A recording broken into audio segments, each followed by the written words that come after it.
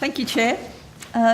Is the Australian Rail Track Corporation helping to fund the New South Wales Minerals Council to undertake a study of coal dust from coal trains in the Hunter?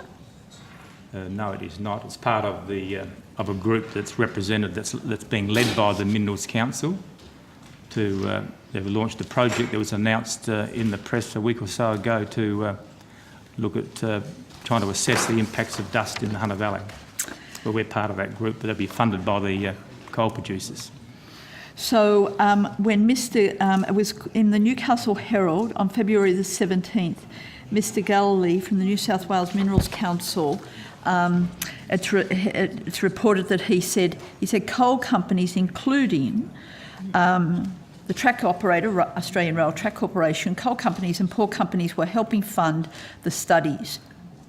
So you're saying that's not correct? Well, all funding ultimately is paid for by the coal producers. It's no different to we build the track that we pay for up front and we get a return on that investment. This is as we do get a return when we spend money on the maintenance of the track. This cost simply is a recovery under our access regime. So I'm trying to go back to my original question. So you are, in fact, helping fund from one of these sources of your revenue this study? No, we are not funding it. Well, let's unpick that, because I understood in the second answer you gave, you said that the costs of this study are being covered by the revenue that comes in. Well, the decision to put this study together came at the request, at the coordination of the Minerals Council, Senator, and we're part of that. And the Minerals Council, through the coal producers, are funding that study. And the producers get the money from? From their own resources.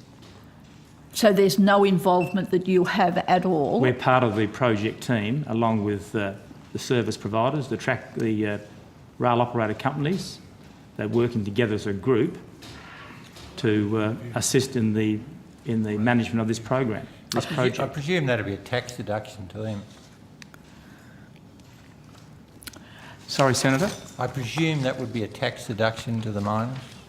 I can't comment. It's a matter, I don't know what. So to take from your answer that there's no money involvement, but the New South Wales Minerals Council is undertaking this study. Why would you involve such a partisan body in undertaking this study? Like Mr Galilee has just said recently, there is no scientific evidence to demonstrate that covering wagons will be anything more than an expensive public relations exercise. I mean, that's his comment, and now you've got that person undertaking this study, and we know these studies have been so controversial. Why did you involve him?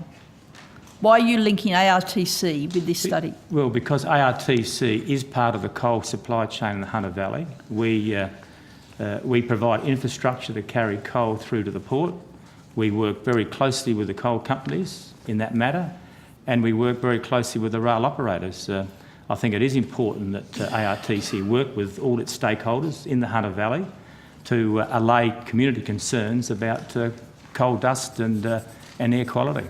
So you've said about allaying community concerns, but the ARTC have already been associated with two reports that really have damaged your reputation because of the flaws that were identified in the methodology and the data analysis for that, and that those flaws were not included in the final reports that the ARTC puts out and supplies to the New South Wales EPA. So you've been associated with flawed reports. Now you're working with a partisan body. Like, how can you say that you're addressing community concerns when, if anything, you've gone in the opposite direction? Rather than working with the community, you are working with a partisan body on the very issue of coal dust that they're saying they don't need to cover their wagons on.